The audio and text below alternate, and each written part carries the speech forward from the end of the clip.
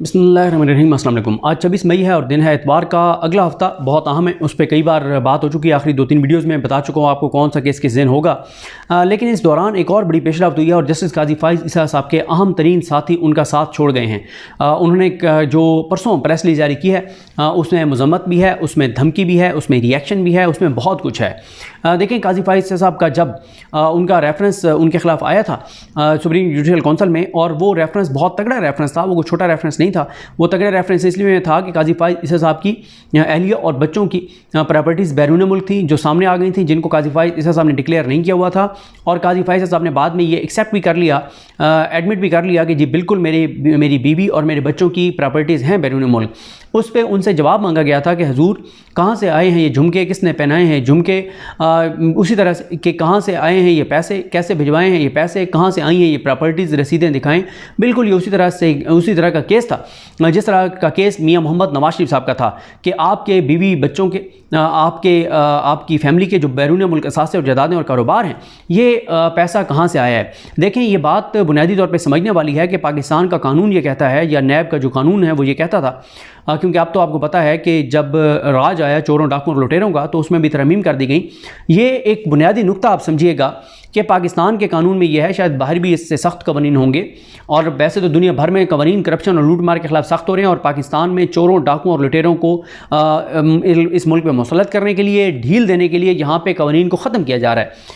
अब मामला ये था कि ये पाकिस्तान का कानून ये कहता है कि अगर एक पब्लिक ऑफिस होल्डर है, एक बंदा एक ऐसे ओहदे पे बैठा है जहाँ पे उसके वो पैसा कमा सकता है, वो दो नंबरी कर सकता है, वो करप्शन कर सकता है, वो मतलब कोई जज भी हो सकता है, वो कोई वज़ीर भी हो सकता है, कोई मुशीर भी हो सकता है, कोई ब्यूरोक्रेट भी हो सकता है। जिस जगह पे वो बैठा है, जिसके पास बहुत ज़्यादा ताकत है, इख्तियार है, और वो उस इख्तियार या ताकत के गलत इस्तेमाल के लिए वो रिश्वत ले सकता है, तो अब ज़ाहिर है जो रिश्वत लेगा, ये एक बार मियाँ साहब ने भी शायद कहा था कि जो पैसा कमाता है वो अपने बच्चों के नाम पे प्रॉपर्टीज़ नहीं बनाता, और ये बात दुरुस्त है। वो अपने नाम पे नहीं बनाता, वो अपने बीवी बच्चों के नाम पे बनाता है। सॉरी, मेरी गलती है कि जो पैसा इस तरह लेता है वो अपने नाम पे नहीं बनाता प्रॉपर्टीज़, वो हमेशा बीवी बच्चों के नाम पे बनाता है। तो फिर एक कानून ये है कि अगर किसी के बीवी बच्चों के नाम पे भी प्रॉपर्टी सामने आ जाएंगी तो उसको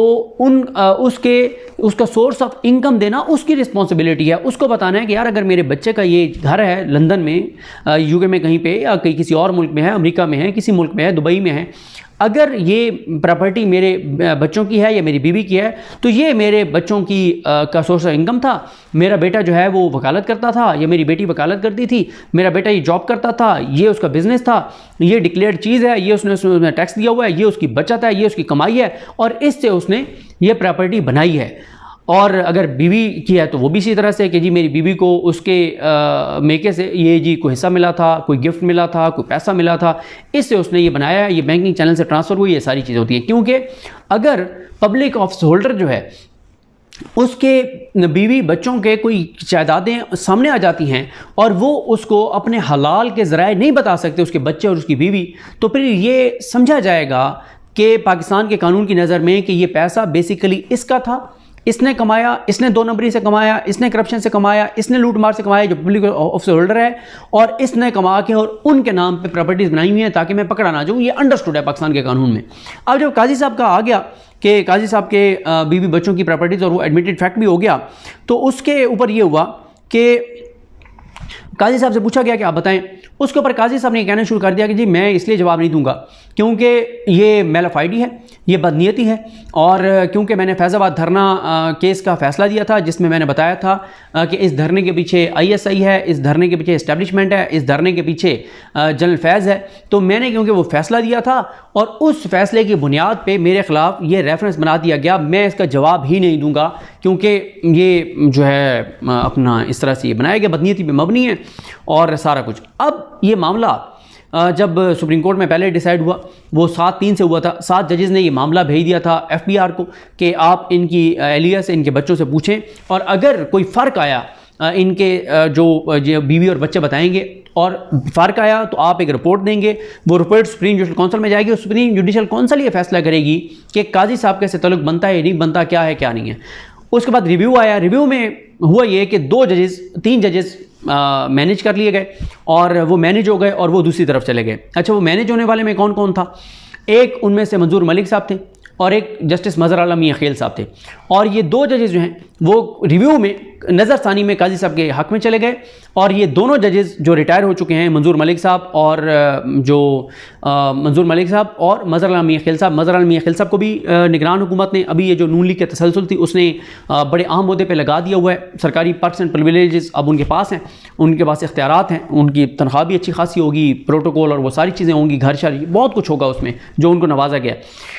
और दूसरा, उन्होंने जो मंजूर मलिक साहब थे उनको काजी साहब ने जुडिशल कमीशन का जो एक रिटायर्ड जज मेंबर होता है उनको यहाँ पे जुडिशल कमीशन के मेंबर के तौर पर उनको लगा दिया है। ये भी काफ़ी इसमें इख्तियार होता है। ज़ाहिर है जुडिशल कमीशन के एक मेंबर का वोट बहुत अहम होता है। एक वोट से ही कई बार जजेस सुप्रीम कोर्ट और हाई कोर्ट के बनते हैं या नहीं बनते, तो बड़ी ये बहुत अहम ये वोट होता है और इसमें भी बड़ी ताकत है।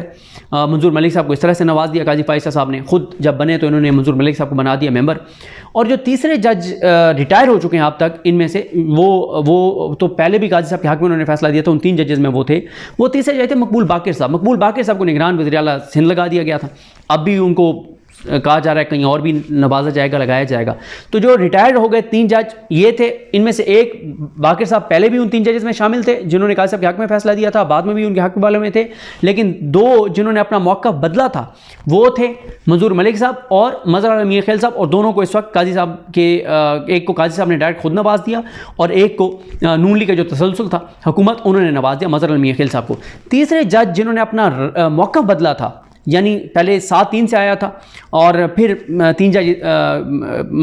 जज इधर हो गए थे, तो उनमें से तीसरे जज जो हैं वो क्योंकि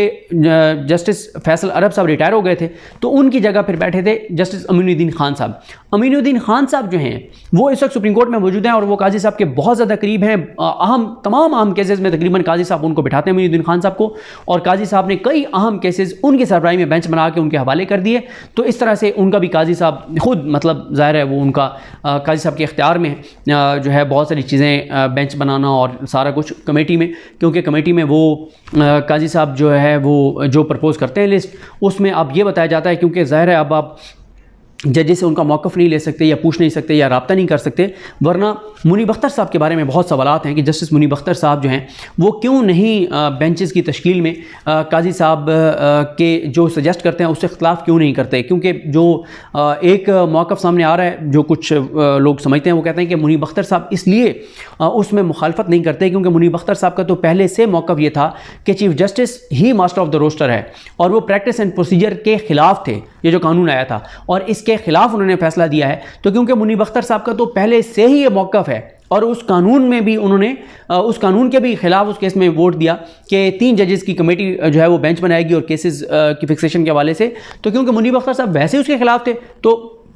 अब मुनीब अख्तर साहब जो है वो इसलिए इसमें मतलब काजी साहब के अगेंस्ट नहीं जाते, क्योंकि अगर मुनीब अख्तर साहब अगेंस्ट जाते हैं बहुत सारी चीज़ों में, तो फिर अगर मुनीब साहब अगेंस्ट जाएंगे तो फिर मंसूर अली शाह साहब भी शायद उनसे एग्री कर जाए मुनीब अख्तर साहब से, और फिर काजी साहब जो है वो अकेले रह जाएंगे, तो फिर बेंचेस जो बनेंगे वो मुनीब अख्तर साहब और मंसूर अली शाह साहब की मर्जी से बनेंगे। यहाँ तक कि अगर मंसूर अली शाह साहब और मुनीब अख्तर साहब ये डिसाइड कर लें कि ये केस ये बेंच सुनेगा तो वही बेंच सुनेगा, अगर वो बेंच ऐसा बना दें कि काजी साहब कोयटा बैठ के केसेस सुनेंगे तो काजी साहब कोयटा बैठ के केसेस सुनेंगे, क्योंकि कमेटी ने फैसला करना है। लेकिन बताया जाता है और इतलात आ रही है कि मुनीब अख्तर साहब किसी मामले में रेजिस्ट नहीं करते, जिस पे बड़ी हैरत है क्योंकि कानून तो अब वो मौजूद है। ठीक है, मुनीब अख्तर साहब का डाइसेंट अपनी जगह पे, उनका मौक़िफ़ अपनी जगह पे कि उनकी वाली जजमेंट भी है कि मास्टर ऑफ द रोस्टर जो है वो चीफ जस्टिस है, लेकिन अब तो कानून तो मौजूद है। तो यहाँ पर मुनीब अख्तर साहब का रोल बहुत अहम है कि मुनीब अख्तर साहब जो है, या शायद गो के मुनीब अख्तर साहब ऐसे बिल्कुल नहीं है जो हमने देखा है, वो बिल्कुल ऐसा नहीं है कि वो उनको कोई जिस केस में वो बैठे हैं वो पूरी जुर्रत के साथ बैठे हैं, पूरी बहादुरी के साथ बैठे हैं, पूरी क्लैरिटी के साथ बैठे हैं। और सुप्रीम कोर्ट के जो सबसे लायक इस वक्त 2 या 3 जजेस हैं, उनमें से एक जो है वो मुनीब अख्तर साहब जो सबसे लायक हैं, जिनके सारी इंटरनेशनल जजमेंट्स उनके फिंगर टिप्स के ऊपर होती हैं। जिस चीज़ का आप हवाला दें, इंटरनेशनल जजमेंट का हवाला दें, उसमें जो है मुनीब अख्तर साहब बताते हैं कि ये वो फैसला, और कई बार वो ये भी बताते हैं कि ये जो आप हवाला दे रहे हैं ये नहीं था, वो ऐसे नहीं ऐसा था, यानी इतनी क्लैरिटी होती है। सबसे ज़्यादा उनकी इंटरनेशनल जजमेंट्स के ऊपर उनको क्लैरिटी होती है और उन्होंने पढ़ रखी होती है पहले से। जिस जजमेंट का हवाला दें उन्होंने वो पढ़ रखी होती है, चाहे वो यूके की हो, चाहे वो यूएस की हो, चाहे वो इंडिया की हो, सारी जजमेंट्स तकरीबन उन्होंने पढ़ रखी होती हैं और पूरी क्लैरिटी के साथ वो बात करते हैं। क्योंकि ये इसलिए मैं बता रहा हूँ, ये नहीं हो सकता जो एक और फिर तासुर जाता है कि इसलिए मुनीब साहब नहीं कर रहे कि काजी साहब के सामने जो खड़ा होता है उसको फिर मजबूर कर दिया जाता है रिज़ाइन करने पर। इजाज़ुल हसन साहब को रिज़ाइन करना पड़ा, मज़ार अली अकबर नकवी साहब को रिज़ाइन करना पड़ा, और ख़ुद काजी साहब के करीब रहने वाले लोगों ने बाद में ये बताया कि काजी साहब ने तो शर्त यही रखी थी कि जनाब इन 2 जजेस से आप मुझे इस्तीफ़ा लेकर देंगे। ये ख़ुद ये बातें काजी साहब के करीब रहने वाले लोगों ने बाद में ये बताई कि ये 2 लोगों का काजी साहब ने ये शर्त रखी हुई थी कि इन 2 को आप रिज़ाइन करवाएंगे और इस तरह से ये सारी चीज़ें होंगी। तो अब ये वाला पॉइंट मैं नहीं मानता कि मुनीब साहब इसलिए वो नहीं कर रहे कि मुनीब साहब शायद जो है वो इस उसमें है कि यार सारी जो है ना वो सारा निज़ाम मेरे ना पीछे पड़ जाए और मेरे लिए मुश्किलात ना खड़ी हो जाएं। ये मैं मुनीब अख्तर साहब के बारे में ये बात नहीं मानता जितना हमने उनको देखा है केसेस में, बड़े बड़े केसेस में। तो ये तो हो गया मामला, मतलब ये सारी चीज़ें। अब लेकिन जो काजी साहब का वो रेफरेंस था जिसमें काजी साहब बच गए थे, उस रेफरेंस में काजी साहब को का साथ देने वाले जो थे वो मेन वकला तंजीमें थी, और उन वकला तंजीमों ने बेसिकली काजी साहब को बचाया था। और वो वकला तंजीमें इन्फ्लुएंस थी मेन पीपल्स पार्टी और नून लीग। उनके जो लोग थे वो काजी साहब के साथ खड़े हो गए। उन्होंने कहा रेफरेंस जला देंगे, मार देंगे, गिरा देंगे, बहुत सख्त तकरीरें की, दबाव बढ़ाया। फिर ये दोनों ग्रुप यानी हामिद खान साहब का ग्रुप भी और आसमा जहांगीर साहबा का ग्रुप भी, ये दोनों काजी साहब के साथ खड़े हुए थे। अब हामिद खान साहब का ग्रुप बहुत सारी चीज़ों पे पहले अगेंस्ट खड़ा था काजी साहब के, जब ये चीफ जस्टिस बने और उसके बाद उन्होंने ये बहुत सारी चीज़ें शुरू की। लेकिन अब जो है वो जो आसमा जहांगीर ग्रुप है, गो के उसके ऊपर इन्फ्लुएंस सारा आज़म नज़ीर तारड़ साहब, एहसन भून साहब इनका है, लेकिन वो भी अब काजी साहब के खिलाफ होता चला जा रहा है। एक बड़ी अहम एक उनकी प्रेस रिलीज आई है, वो प्रेस रिलीज मैं आपके सामने रखूँगा। और लोग बड़े बेताब हैं, लोग कहते हैं कि अब काजी साहब को जिन्होंने बचाया था उस रेफरेंस में, वो ही काजी साहब के खिलाफ अब खड़े हो रहे हैं। और इनकी जब लड़ाई होगी तो अवाम बड़ी बेताब है कि हम ज़रा देखें कि काजी साहब के जो दोस्त हैं, जो साथी हैं, वो जब काजी साहब से लड़ते हैं तो वो क्या करते हैं, क्योंकि ये बहुत अहम काजी साहब के साथी थे। काजी साहब को बचाने में इनका बड़ा किरदार था इन वकला तंजीमों का जिन्होंने ये प्रेस रिलीज जारी किया है। तो काजी साहब अब इस प्रेस रिलीज के मुताबिक तो तनहा रह गए हैं, यानी इन बार कौंसल ने साथ छोड़ दिया है और काजी साहब की एक्सटेंशन की भी मुखालफत कर दी है, धमकियाँ दी हैं। लेकिन अभी भी आज़म नज़ीर तारड़ साहब कोशिश करेंगे, क्योंकि हमारी बदकिस्मती से ये वकला तंजीमों के बारे में तासुर यह है कि इनको जब करोड़ों रुपए का फ़ंड मिल जाता है तो ये मैनेज हो जाते हैं। तो आज़म नज़ीर तारड़ साहब इस वक्त आपको पता है कि उनके हाथ में कौमी ख़जाना, वो कहेंगे अरब रुपए इसको दे दो, अरब इसको दे दो, अरब इसको दे दो, इस बार को 2 अरब दे दो, इसको 3 अरब दे दो, दे दिया जाएगा। क्योंकि इस वक्त जो सरकार का सारा पैसा खर्च हो रहा है वो हो रहा है इमरान खान को कमज़ोर करने पर, इमरान खान को तोड़ने पर, इमरान खान को गिराने पर, इमरान खान का रास्ता रोकने पर, अवाम के मैंडेट की चोरी को बचाने, मतलब उसको कंटिन्यू रखने के लिए इस चीज़ पे सरकार का पैसा खर्च हो रहा है। इस चीज़ पे सरकार का पैसा खर्च नहीं हो रहा कि यार हेल्थ कार्ड दोबारा शुरू कर दो, एहसास प्रोग्राम शुरू कर दो, आवाम का कुछ कर लो, गरीब का कुछ कर लो, कुछ सब्सिडी दे दो। इन चीज़ों पे पैसा खर्च नहीं हो रहा, सारा पैसा इनकी अयाशियों पर खर्च हो रहा है, या वो इस करप्ट निज़ाम को बचाने के लिए इस्तेमाल हो रहा है, इमरान खान को गिराने के लिए इस्तेमाल हो रहा है, आवाम को दबाने के लिए इस्तेमाल हो रहा है, सारा पैसा। तो क्या मसला है, 100 अरब रुपए वो खर्च कर देंगे, ये वकला तंजीमों के बारे में मैनेज हो जाएंगी। लेकिन इस लम्हे जिसमें मैं आपसे बात कर रहा हूँ, काजी साहब को ये छोड़ गए हैं, ये साथ काजी साहब के साथ ही छोड़ गए हैं और इसमें काजी साहब तनहा हो गए हैं। और इसमें पहले भी ये बातें आ रही हैं अंदर से कि अगर आप फुल कोर्ट इस वक्त बैठ जाए तो फुल कोर्ट में काजी साहब अकलियत में आ जाएंगे, ज़्यादा जजेस उनके साथ नहीं है। इसीलिए ये बात हो रही है कि 6 जजेस की जो लेटर का मामला है उसमें फुल कोर्ट बैठनी चाहिए। अगर फुल कोर्ट बैठती है तो फिर काजी साहब के लिए, उसमें कहते हैं फुल कोर्ट में इस वक्त काजी साहब की अक्सरियत नहीं है, लेकिन जब काजी साहब 3 जज और ले आएंगे हाई कोर्ट से, वो ऐसे लाएंगे वो हाई कोर्ट से जो काजी साहब की बात मानेंगे, काजी साहब के व्यू के साथ खड़े होंगे, फिर दोबारा फिर ये 6 जजेस फैसला करते भी हैं, तो जब 7 या 8 जजेस के पास जाएगा तो फिर काजी साहब उसमें भी अपनी मर्जी का ऐसा बेंच बनाएंगे कि फिर यही फैसला बरकरार रहेगा अगर काजी साहब अक्सरियत में आ जाते हैं ये 6 जजेस के खत के मामले में। अब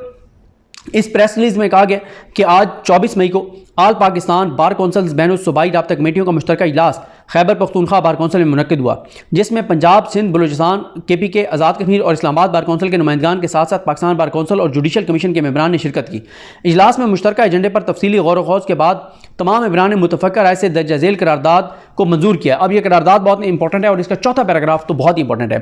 पहला इसमें यह है कि मुश्तरका आलमी के मुताबिक पार्लियामेंट की तमाम पार्लिमानी पार्टियों से मुतालबा किया जाता है कि आईन पाकिस्तान के आर्टिकल 175A में तरमीम करके 18वीं तरमीम की पहले वाली हैसियत को आला अदलिया में जजेस की तैनाती के अमल को शफाफ बनाने के लिए बहाल किया जाए, क्योंकि अब जुडिशल कमीशन अकरबा परवी का बाकायदा इदारा बन चुका है। ये काजी साहब जिस जुडिशल कमीशन का हेड कर रहे हैं उसके बारे में कहा है कि वो अकरबा परवी को देखती है, रिश्तेदारियों को देखती है और चीज़ों को देखती है, जिसमें अकरबा परवरी करते हुए अपने रिश्तेदारों, चैम्बर फेलोज और मनपसंद जूनियर जजेस को जज बनाना कायदा बन चुका है, जिससे इदारे की साख को नुकसान पहुंच रहा है और आवाम का अदलिया से बिलखसूस और सियासी क़यादतों से बिलअमूम एतमाद उठ रहा है। पैराग्राफ नंबर 2, पार्लियामेंट से यह भी मुतालबा करते हैं कि आइन के आर्टिकल 209 में तरमीम की जाए कि इसकी कार्रवाई तक आवाम की रसाई को मुमकिन बनाया जाए और तमाम आला अदलिया के मुअज़्ज़ज़ जज साहबान के असासाजात को मंजर आम पर लाया जाए और सुप्रीम जुडिशल काउंसिल में मौजूद रेफरेंसेस को फिल फोर समात के लिए मुकर्रर किया जाए। नंबर 3,